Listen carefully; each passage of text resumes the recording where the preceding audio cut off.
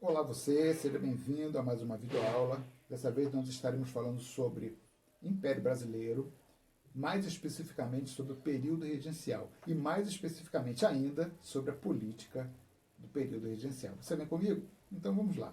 Essa imagem aí, você está vendo aí, abdicação de Dom Pedro I. Você está vendo ali Dom Pedro passando a coroa dele para o seu filho de 5 anos, o Pedrinho. 5 anos de idade, você não vai ter condições de governar um país, né? Um império. E por isso foi estabelecido aqui, até ele ter condições, Dom Pedro II ter condições de reinar, muito jovem ainda, uma criança, seria estabelecido um período regencial. Regentes, pessoas iam tomar conta, gerenciar o país até que ele tivesse condições. Por isso tem um período regencial. Né? Dom Pedro I, nós já falamos sobre o primeiro reinado, tá aí, ó, essa imagem aí já fala do Brasil Imperial. O primeiro reinado foi com Dom Pedro, 1822 a 1831. Né? Ele foi embora em 31 por diversas razões. Isso é abordado numa aula que nós temos aí. Primeiro reinado, está lá, Império Primeiro Reinado. Se você não assistiu, assista. Fala sobre os problemas que levaram Dom Pedro embora daqui. Depois você vem o período regencial, 1831 a 1840. Então, regentes vão tomar conta do país. E depois disso você tem o segundo reinado.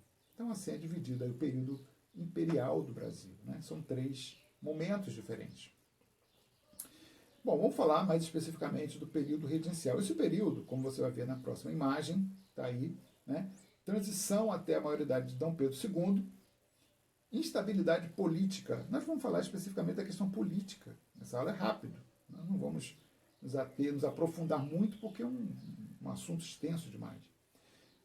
Você tem ali várias fases desse período inicial. Note uma coisa, quanto mais você troca de governante, se você ouvir falar de um país ou de uma localidade que toda hora troca de governante, é por causa da instabilidade política. As pessoas não se entendem direito. Então tá aí. Olha só as fases. Você tem lá regência trina provisória, até 31. Trina porque são 3 governantes. São 3 grupos políticos e eles não chegaram a um consenso. Então, falou, olha, cada grupo político fornece um regente. Aí ficaram 3. Né? Regência trina permanente, depois se estabeleceu ali uma regência. Não, essa vai ficar. Né? Não cabe aqui ficar citando os nomes, porque a gente não vai abordar isso. Quais são os políticos que regeram o país de tanto? Não, de tanto a tanto. Não, não é isso. A questão não é essa. Eu não preciso ficar falando nomes, embora eu tenho aqui esses nomes, não precisa ficar falando sobre isso. Depois, regência una de Padre Feijó, aí citou aqui um padre, né? Os padres tinham engajamento político nessa época, eram funcionários públicos. Né? E depois, regência una de Araújo Lima. Então, são 4 momentos nesse período. Você vê que o cara não consegue ficar 3 anos governando, né? Por causa da instabilidade política.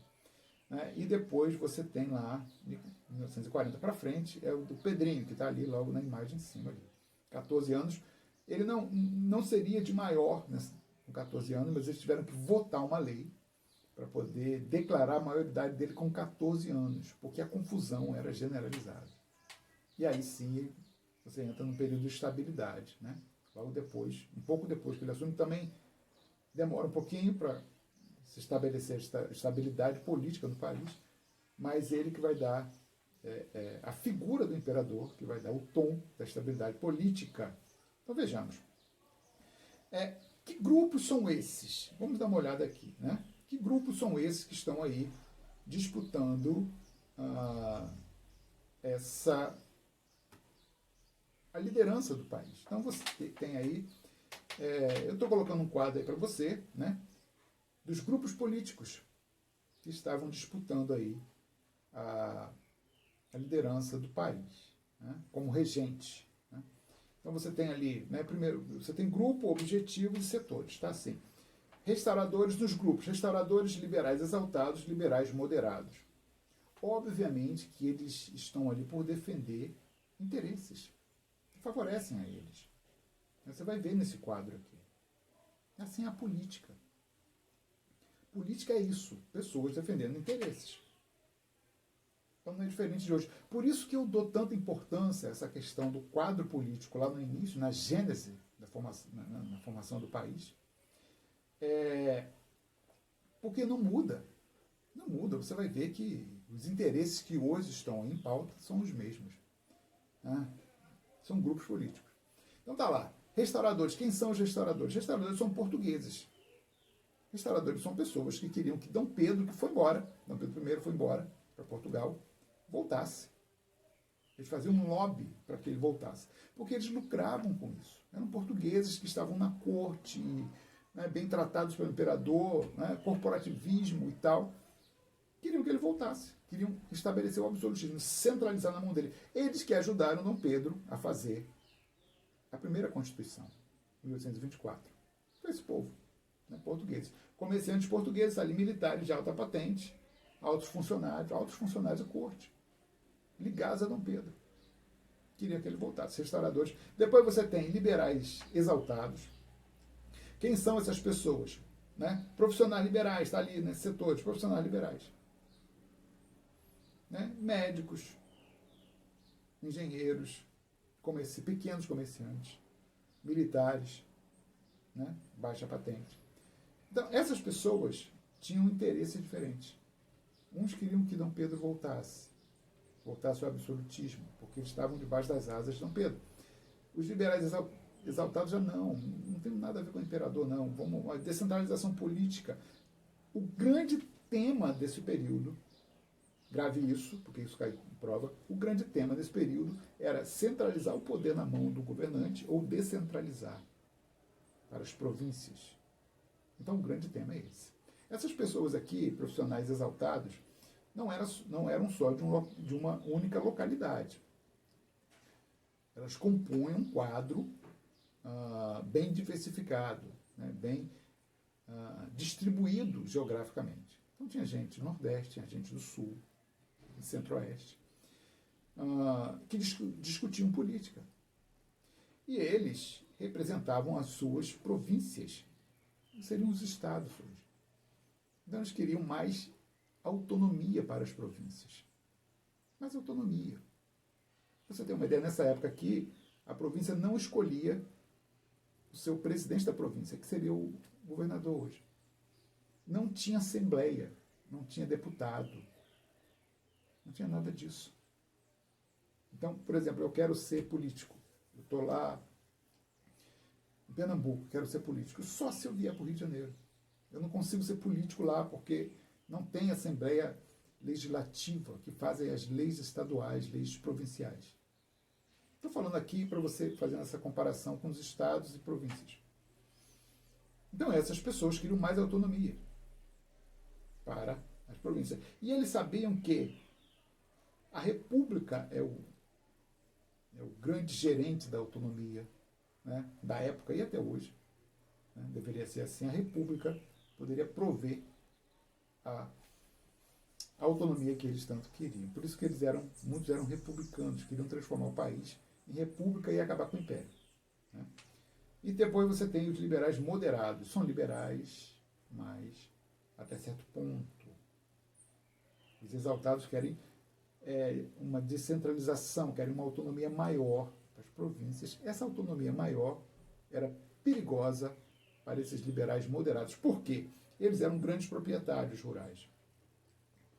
Grandes proprietários quer dizer proprietários, donos de escravos.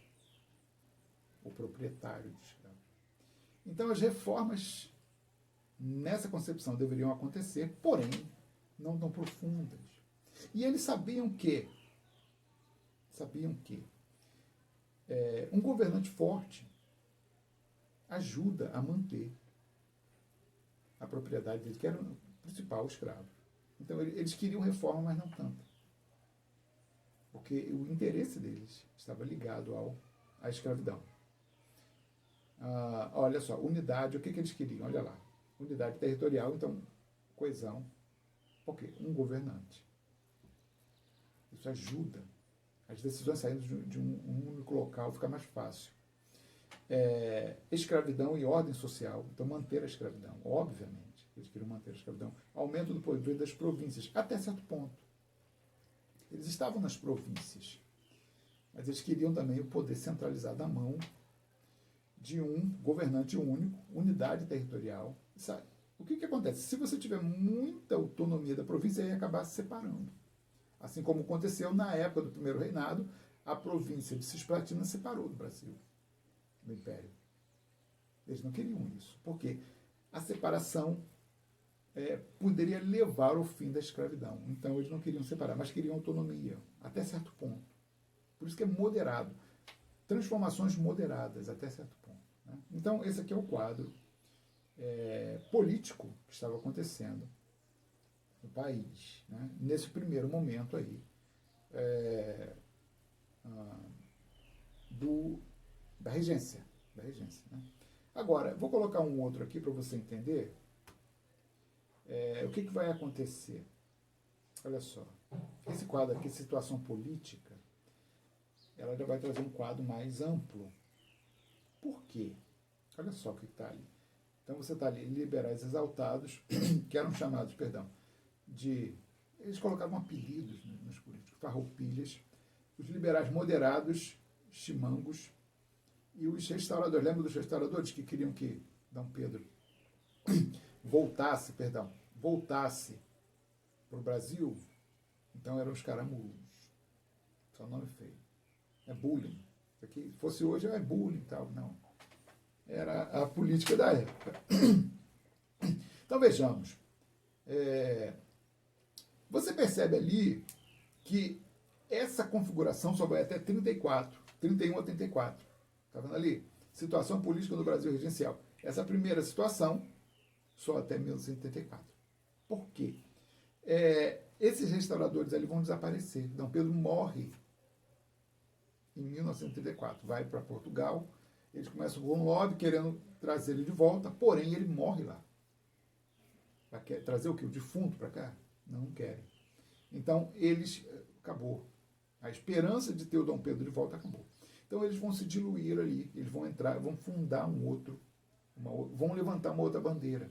Eles chamam progressistas. Né? Os moderadores, os moderados, liberais moderados, eles vão ter que se dividir também aí. Uns vão falar, não, esse negócio olha só, lembra que eles estavam lá querendo autonomia, mas não tanta. Então, eles vão falar, não, vamos migrar para aqueles que não querem autonomia das províncias. Parte desses moderados vão migrar, vão se juntar aos restauradores, os antigos restauradores. E parte dele vai para cima, vai para os exaltados. Aí você só tem 2 grupos políticos agora, né? De 35 a 37. Depois, esses 2 grupos políticos vão fundar 2 partidos, Partido Liberal e Conservador. Agora, a diferença entre liberal ou liberais e conservador, praticamente, na prática, é difícil falar assim, mas eu vou falar, não vai existir. Na verdade, eles estavam disputando poder. É a disputa do poder. É muito comum, se você se aprofundar nesse assunto, a gente não vai se aprofundar, mas só para você ter uma ideia do que acontece hoje, é muito comum você ver um liberal defendendo certa situação sobre determinado tema, não é? E quando ele está no poder. E depois que ele sai do poder, vem um conservador e toma dele. E defende a mesma coisa. Fala, ué, mas que loucura é essa? Você não via diferença, né, nos temas levantados. Quando um levantava um tema, o outro era contra. Aí quando ele estava no poder, que era contra, aí ele fazia a mesma coisa e o outro era contra aquilo que ele era a favor. Uma loucura. Uma loucura. Você quer ver uma coisa interessante? Você vai entender um pouquinho disso. Na política atual, né? Tem se falado muito sobre cloroquina no país, né? Estamos vivendo aí esse período aí de coronavírus, Covid e tal. Dá certo, não dá certo, dá certo, não dá certo. Existe uma emissora hoje, não vou falar nomes aqui, que ataca veementemente a cloroquina. Eu vou falar o nome, porque eu vou ter que colocar um link aí para você ver. A Rede Globo ataca. Ela tem interesses políticos. Eu vou colocar um link aí, está aí embaixo. Você clica ali, é a Rede Globo em 2016 defendendo o uso da cloroquina. E hoje ela está atacando. Por quê? São interesses políticos. Então dá uma olhada aí nesse link. Eu vou colocar aí. Interesses políticos. Interesses políticos. Engraçado no vídeo, vou colocar para vocês, a apresentadora fala assim, boa notícia, uma boa notícia para as grávidas. Foi na época do Zika vírus. Um remédio que pode resolver esse problema do Zika vírus. Zika vírus dava microcefalia. Boa notícia, eles estão sugerindo o uso da cloroquina para as grávidas. Boa notícia, assim que ela começa, a reportagem vem aí. E hoje está atacando interesses políticos, só isso. Aqui, nesse cenário que nós estamos, vamos voltar para lá, que eu não quero falar de política, vamos voltar política atual, a ideia não é essa. Nesse cenário que nós estamos abordando aqui, era a mesma coisa. A questão era o poder, estar no poder. Isso que estraga muito a política. Por quê? Foi feita uma pesquisa no americano, nos Estados Unidos, entre os jovens americanos, e constataram que eles se interessavam por questões, grandes questões, que envolviam a sociedade. Né? Questões ambientais, questões de violência, educação. Mas não gostavam de política. Política é como as pessoas deveriam resolver essas questões. Eles não gostam da forma que serão resolvidas as questões, mas eles se importam com as questões. Por causa dessas politicagens que nós vimos, de vez em quando plotamos aí no cenário político. Não é? Mas esse aqui é o cenário, né? Só para você ter uma ideia, né, daquilo que estava acontecendo. Não é? E aí o que vai acontecer? De acordo com o grupo político, você vai ter aí a elaboração de leis. Então, olha aqui, né, logo em 1832, em que você tem a regência trina permanente, você tem esse cenário aí, Código do Processo Criminal. Isso aqui é uma elaboração de uma lei, um Código de Processo. Olha só o que eles vão fazer. Obviamente que ali você vê a ideia descentralizadora. Me lembra que eu falei que o grande problema desse período é centralização e descentralização? Então está aí. Abolição da pena de morte. Porque qualquer revolta, você vai ver num período, quando a gente for falar das revoltas, morria um monte de gente. Era condenado à morte. Né? Se eu estou me rebelando, se eu quero autonomia e estou me rebelando para tê-la, eu não posso advogar pela pena de morte, senão eu morro. É óbvio. Se eu tenho a ideia de fazer um protesto e eu vou fazer a lei, vou penalizar, aumentar, enrijecer as penas para quem protesta, eu estou fazendo algo que vai me afetar. Então, esse grupo que quer a autonomia das províncias, são os liberais exaltados, né? Eles vão abolir a pena de morte, mantida a pena de açoite, porque esse grupo ele também tinha influência dos liberais moderados, que eram donos de escravo. Então, se você tira o açoite, você não pode mais punir o seu escravo. Olha só. Você vê como é que são questão de interesse. Né? Regulava o processo eleitoral, né? Esses deputados, eles eram deputados, né? Para chegar ao poder você tem que passar por essa fase de deputados, né? Do Império. Lembra que não tem ainda, você não tem ainda as assembleias dos estados, não tem isso. Né? Depois vai ser criado, Eles queriam ser deputados, fazer leis. Né? O recrutamento da Guarda Nacional é interessante. Né? Fortalecimento do poder dos juízes de paz eleitos nas paróquias. Então, você vai fortalecer o judiciário. Você percebe que esse Código do Processo Criminal é descentralizador. Fortalecer o judiciário. Paroquial é local. Judiciário das cidades. Paróquia se refere a uma divisão feita pela Igreja Católica. A paróquia de Magé, paróquia de Santo Aloysio, paróquia. Entendeu? Então, paróquia era a localidade. Então, os juízes de paz são os juízes que julgam casos na localidade. Não precisa vir um juiz de fora. Eu também tenho uma aula que fala sobre isso. Né? a administração colonial. Fala desses tipos de juízes. Por isso que tem uma cidade hoje com esse nome, Juiz de Fora. Né? Então, a ideia aqui era descentralizar, para você ver claramente. Agora, essa questão da Guarda Nacional é interessante. Olha só. Deixa eu colocar aqui, está aqui, Guarda Nacional, criação da Guarda Nacional. O que era a Guarda Nacional? Era um poder local. Isso aqui que deu origem à nossa Polícia Militar dos Estados. Sabia disso? Está aqui. Foi criada em 1831, né? Militância armada criada por iniciativa do ministro da Justiça, Feijó era um liberal, então ele criou guardas nacionais nas províncias, comandada pela aristocracia, ou aristocratas, que são aristocratas, donos de terra. Então, você vê que existe uma confluência de ideias entre liberais exaltados e liberais moderados. Porque senão não conseguiam governar. Mesmo assim não conseguiram. Não é? Quem são esses coronéis? Está ali, né? Comandada por aristocracia, né? Que adquiriram o título de coronel. Coronel era o fazendeiro, dono de escravo. Lembra que ele fazia parte de um grupo político chamado liberais moderados?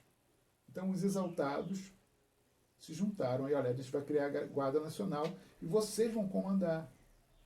Ah, então tá bom, então aceito. E até hoje, né, você tem aí um poder local. Até hoje, você vai no Nordeste, ainda tem gente lá, fazendeiros chamados de coronéis. Tem isso ainda. Não é? Comandando a política. Mais tarde, quando nós falarmos de início da República, esse nome vai surgir de novo, os coronéis. Né? Foi criada aqui, essa figura do coronel. Você vê algumas novelas aí da Globo mesmo, né? Novela de época, em que retrata essa figura aí do coronel fulano, ele que mandava na cidade. Então, composta por eleitores recrutados nas províncias. Era de graça, você não ia receber, não. Aí você, da Guarda Nacional, é de graça. É voluntário. Né? O coronel também era voluntário. Ninguém recebia aqui. Né? Tinha um exército constituído, nacional, mas tinha também a Guarda Nacional, né? Que deu origem à Polícia Militar. Né? Então, vamos prosseguir. Então, tá aí, né? Isso saiu da onde? Isso saiu de uma gestão liberal querendo dar autonomia, lembre-se disso, às províncias. Você tem também, né, em 34, está aí para você ler, né, o ato adicional de 1834. O que é um ato adicional? É uma lei que vai ter equivalência, vai se equiparar à Constituição. Adicional à Constituição. Se adiciona aquela lei, você vai agregar à Constituição. A característica aqui desse ato é que ele não pode conflitar com nenhum princípio, nenhuma lei já disposta na Constituição. Ele vai adicionar. Senão seria ato de alteração da Constituição, mas não é. É um ato adicional, só vai adicionar algo, não vai modificar nada. Ato de anulação de parte da Constituição, não é isso. Vai adicionar, não entenda isso. Adicionou algo à Constituição. O que ele vai adicionar? Né? O período da regência. Não tinha isso na Constituição. Né? Um regente por 4 anos no cargo, regência una, um regente só. Suspensão do poder moderador. Lembra do poder moderador? Lembra disso? Que estava na mão do imperador, Dom Pedro. Ele criou esse poder para estar na mão dele. Suspendeu isso. Falou, não tem poder moderador mais. Suspendeu. Não acabou, mas suspendeu. Lembra que eu falei que não pode mudar nada na Constituição? Vai adicionar. O poder moderador está inerte com esse ato. Criação das Assembleias Legislativas Provinciais, olha só. Mais uma vez, descentralização. O que é isso aqui? Assembleia Legislativa, ou seja, vai ter que ter deputado, eleição para deputado, e esses deputados eles vão fazer as leis estaduais ou provinciais. Estou falando assim para você saber a que nível nós estamos comparando, nível de comparação. Então ele vai fazer as leis das províncias ou dos estados. né, agora dos estados. Essas leis, né, vão regulamentar aí a vida no estado, né, autonomia. Isso não existia antes. Quem fazia as leis eram só o império, os deputados do império. Agora não. Agora você tem os deputados provinciais, né? Então, né, as províncias poderiam agora decidir sobre impostos e gastos. Tá vendo? Eles vão ter mais autonomia, né? É o ato adicional, vai fazer isso. Bom, eu não vou me estender muito, é só para você entender esse período. Não é? Conclusão da nossa conversa. Dom Pedro vai embora, Dom Pedro I, ele vai deixar o seu filho, Dom Pedro II, como regente, como herdeiro do trono. Ele não vai poder herdar esse trono agora, então você vai estabelecer um período regencial. Esse período regencial, os grupos políticos, eles vão se manifestar. Não é grupo político só de uma localidade, são grupos políticos de toda a extensão territorial, de todas as regiões. Então eles vão querer estabelecer ali, né, regentes, cada um quer ter seu parcela de influência no poder. O que vai imperar nesse primeiro momento é o período em que você tem aí autonomia das províncias. Mas isso vai gerar muita confusão. Muita confusão. Esse primeiro período, deixa eu colocar aqui para você ver, né, o quadro aqui, que fala da transição até a maioridade de Dom Pedro II. Né, dá uma olhada nesse quadro aí. Eu estou falando desse avanço liberal aqui. Estamos até aqui. Tá? Não falamos da regência única de Araújo Lima, que começa em 37 a 40. Por quê? Esse período aqui, de 31 a 37, vai dar tanta confusão, essa autonomia que eles estão dando para as províncias, que ele vai falar, não deu certo. Não deu certo. Esse período vai gerar diversas revoltas. Essa autonomia vai gerar diversas revoltas nas províncias. Então está aqui, ó. Vou colocar aqui para você ver, né? Esse quadro aqui, período regencial, falando das revoltas. Olha quantas revoltas você vai ter. Você tem Cabanagem, 1835 a 40. Você tem Balaiada, 1838 a 41. Você tem Sabinada, 1837 a 38. Você tem Farrapos, que foi no sul. Essa foi muito grande, foram 10 anos. 1835 a 45. Tudo fruto dessa descentralização.